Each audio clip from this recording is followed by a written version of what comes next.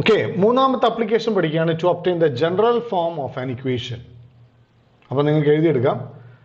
Using dimensional analysis, we can find general form of an equation. Example 1.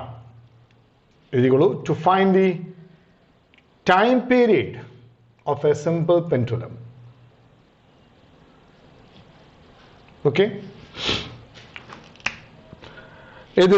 Consider a simple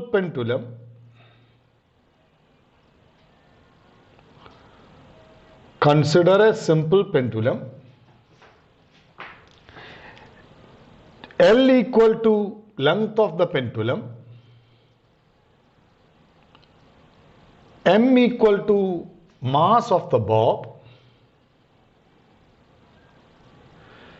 capital T equal to time period of the pendulum, G equal to acceleration due to gravity. Then obtain the expression for time period of the simple pendulum. And answer. We can assume that time period is proportional to length of the pendulum. Ready? And also, okay, length of the pendulum. പക്ഷെ നമുക്കറിയില്ല എങ്ങനെ പ്രൊപ്പോർഷണലാണ്. Okay, അതുകൊണ്ട് അതിൻ്റെ power എത്രയാണെന്ന് നമുക്കറിയില്ല. വെറുതെ ചുമ്മാ കിട്ടേക്കാം L⁴A ഒരു പവർ. ഇപ്പോൾ ടൈം പീരീഡിൻ്റെ സ്ക്വയറിനോടാണോ, ടൈം പീരീഡിൻ്റെ റൂട്ടിനോടാണോ, അല്ല ടൈം പീരീഡ് ലെങ്ത്തിൻ്റെ സ്ക്വയറിനോടാണോ, റൂട്ടിനോടാണോ ഒന്നും നമുക്ക് അറിഞ്ഞൂടാ. വെറുതെ A. Also time period is proportional to mass raise to B. അതിൻ്റെ പ്രൊപ്പോർഷണാലിറ്റി എത്രയാണെന്ന് നമുക്കറിയില്ല. Also, time period proportional to gravity raised to C. Proportional എന്നറിയാം, പക്ഷെ എങ്ങനെ പ്രൊപ്പോർഷണൽ ആണെന്ന് അറിയില്ല. ഓക്കെ, അപ്പോൾ അത്ര എഴുതി കഴിഞ്ഞു. റെഡി? കമ്പൈനിങ് ദം, ഇവരെല്ലാവരും കൂടെ കമ്പൈൻ ചെയ്താൽ time period proportional to L⁴A, M⁴B, G⁴C. Time period is equal to a constant K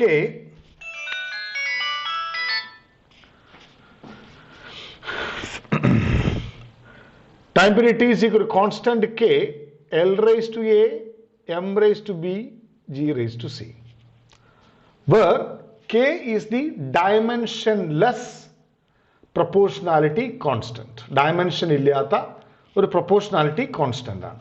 അത്രയേ ഉള്ളൂ സംഭവം. ഇനി let's write the dimensional equation. Let us write dimensional equation.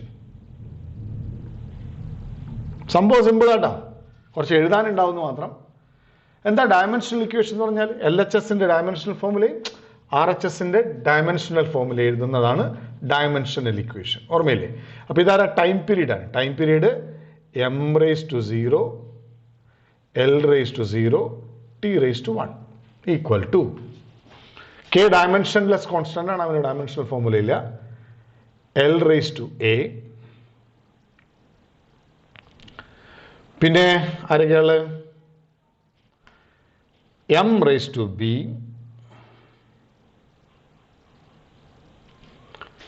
M⁴B, പിന്നെ G ആരാ? L⁻², ഇതല്ലേ?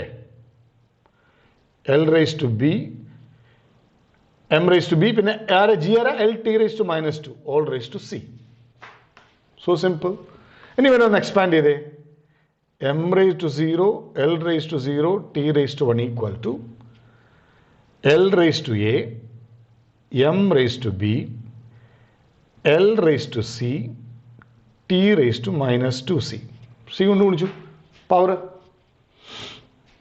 ഇനി വേണമെങ്കിൽ ഇതിനെ കമ്പൈൻ ചെയ്ത് കഴിഞ്ഞാൽ M⁻0, L⁻0, T⁻1 equal to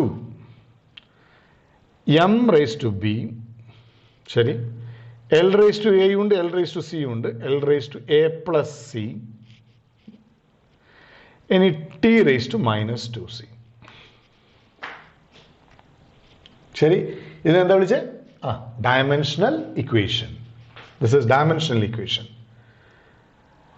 Now let's use a principle or principle of homogeneity of dimensional formula. Use principle of homogeneity of dimensional formula. And the homogeneity of dimensional formula ഓർമ്മയുണ്ടോ ഒരു ഇക്വേഷന്റെ LHSന്റെ ഡയമെൻഷനും RHSന്റെ ഡയമെൻഷനും same ആയിരിക്കും. ഒരു fundamental ക്വാണ്ടിറ്റിയുടെ dimension LHSലും RHSലും same ആയിരിക്കും. അപ്പോൾ എനിക്ക് പറഞ്ഞു തരൂ എന്ന് വെച്ചാൽ മാസിന്റെ പവർ ഇപ്പുറവും മാസിന്റെ പവർ അപ്പുറവും സെയിം ആയിരിക്കും, ലെങ്ത്തിന്റെ പവർ ഇപ്പുറവും ലെങ്ത്തിന്റെ പവർ അപ്പുറവും സെയിം ആയിരിക്കും, ടൈമിന്റെ പവർ ഇപ്പുറവും ടൈമിന്റെ പവർ അപ്പുറവും സെയിം ആയിരിക്കും. അപ്പോൾ പറഞ്ഞോ കേൾക്കട്ടെ. B ഈക്വൽ ടു വാട്ട് 0 ശരി. പിന്നെ എന്തായിട്ട് A plus C equal to what 0 very good. പിന്നെ -2C ഈക്വൽ ടു 1 ശരിയല്ലേ ടൈമിൻ്റെ. അപ്പോൾ C ഈക്വൽ ടു -1/2. അപ്പോൾ ഇനി അതിവിടെ കൊടുത്തു നോക്കാം. So A plus C equal to 0 ആണ്, A പ്ലസ് -1/2 ഈക്വൽ ടു 0 ആണ്. So A equal to 1/2. അപ്പോൾ എല്ലാം കിട്ടി. Therefore time period equal to ഇനി നമ്മളെ പഴയ ഇക്വേഷനിലേക്ക് തിരിച്ചു പോയാൽ പോരെ. K L raised to A, M raised to B, G raised to C becomes T equal to K L raised to A. A is L raised to 1/2. M raised to 0. G raised to -1/2. അറിയില്ലെങ്കിൽ പ്രത്യേകം ഓർത്ത് വെക്കണം. ഇപ്പം എന്നെ കേട്ടോളൂ വേണമെങ്കിൽ separate ആയിട്ട് ഓർത്ത് വെക്കേണ്ട കാര്യമാണ്. എക്സ് റേസ് ടു ഹാഫ് എന്ന് പറഞ്ഞാൽ √x എന്നാണ് അർത്ഥം. എക്സ് റേസ് ടു -1 എന്ന് പറഞ്ഞാൽ 1/x എന്നാണ് അർത്ഥം. നെഗറ്റീവ് പവർ താഴേക്ക് വരുന്ന അർത്ഥം. എക്സ് റേസ് ടു -1/2 എന്ന് പറഞ്ഞാൽ 1/√x എന്നാണ് അർത്ഥം. അപ്പം അങ്ങനെ എന്തും എഴുതാം. എക്സ് റേസ് ടു -1/3 എന്ന് പറഞ്ഞാൽ 1/√x എന്നാണ് അർത്ഥം. ശരി അങ്ങനെ അതുപോലെ. അപ്പോൾ ഇവിടെ എന്ത് വരും കേൾക്കട്ടെ. ടൈം പീരീഡ് ഈക്വൽ ടു പറഞ്ഞ K L raise to half ആരാ √L, M raise to 0 anything raise to 0 is 1 into G raise to negative half എന്താ 1/√G. So that is K equal to K into √L/G. That's it. അപ്പോൾ നിങ്ങൾക്ക് K എന്താ K എങ്ങനെ കണ്ടുപിടിക്കും? K നമുക്ക് കണ്ടുപിടിക്കാനൊന്നും പറ്റില്ല. K നമുക്ക് ഡയമെൻഷൻ അനാലിസിസ് വഴി കണ്ടുപിടിക്കാനൊന്നും പറ്റില്ല. അപ്പോൾ അവിടെ നമ്മൾ എഴുതും by method of experiment. By method of experiment we find K equal to 2π. ആ എക്സ്പെരിമെന്റിലൂടെ കണ്ടെത്തുന്നതാണ്. So time period equation 2π into √L/G. Time period equation 2π into √L/G. That's it. ഒരു എക്സാമ്പിൾ കൂടെ നോക്കാം അല്ലേ. ഒരു ബോഡി മൂവ് ചെയ്യുന്ന ബോഡി എം മാസുള്ള ഒരു ബോഡി v വെലോസിറ്റിയിൽ മൂവ് ചെയ്യുന്നു. അപ്പോൾ അതിന് കൈനറ്റിക് എനർജി ഉണ്ടാവും. അപ്പോൾ ഇത് വെച്ചോളൂ. It was observed that kinetic energy of a moving body is proportional to its mass and velocity. Then find the general formula for the equation of kinetic energy. Kinetic energy proportional to mass. നമുക്ക് എങ്ങനെ proportion അറിഞ്ഞൂടാ? ഒരു A power ഇട്ടു. ആ എയും ബിയും കണ്ടുപിടിക്കാനാണല്ലോ പണി. And also proportional to velocity. എങ്ങനെ പ്രൊപ്പോർഷൻ അറിഞ്ഞൂടാ? B. എന്ത് എഴുതാം? Kinetic energy proportional to M raised to A, V raised to B. Kinetic energy equal to a constant K into M raised to A, V raised to B.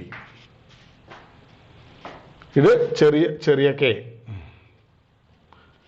where K stands for dimensionless proportionality constant. Now the dimensional equation, the dimensional equation എന്ന് വെച്ചാൽ LHSന്റെ RHSന്റെ dimensional formula എഴുതുക. It is mL²T⁻². ശരിയല്ലേ? ഓർമ്മയില്ലേ? Energy, kinetic energy ഒരു തരം എനർജിയാണ്. So that is equal to m⁻⁴ ശരി, പിന്നെ LT⁻⁻⁴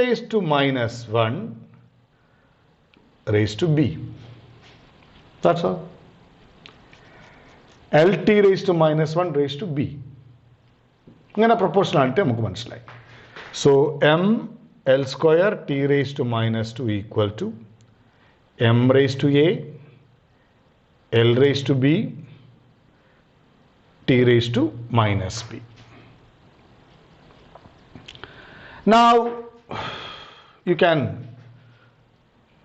use homogeneity of dimensional formula. Homogeneity of dimensional formula gives, പറഞ്ഞു എങ്ങനെ ഉണ്ടാവും? എന്റെ സ്ഥാനത്ത് a equal to 1, b equal to 2, correct. പിന്നെ മൈനസ് ബി നോക്കേണ്ട കാര്യമില്ല, -b equal to -2, therefore b equal to 2. രണ്ട് സെയിം അതേ സാധനം തന്നെ കിട്ടും. അപ്പോൾ എങ്ങനെ എഴുതും equation? therefore kinetic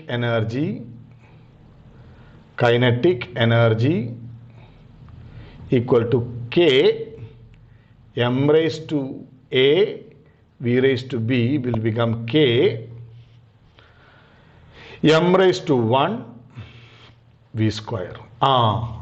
by experiment അങ്ങനെ തന്നെ എഴുതണം. By experiment k is found to be 1/2.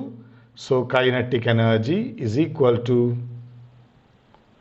half mv².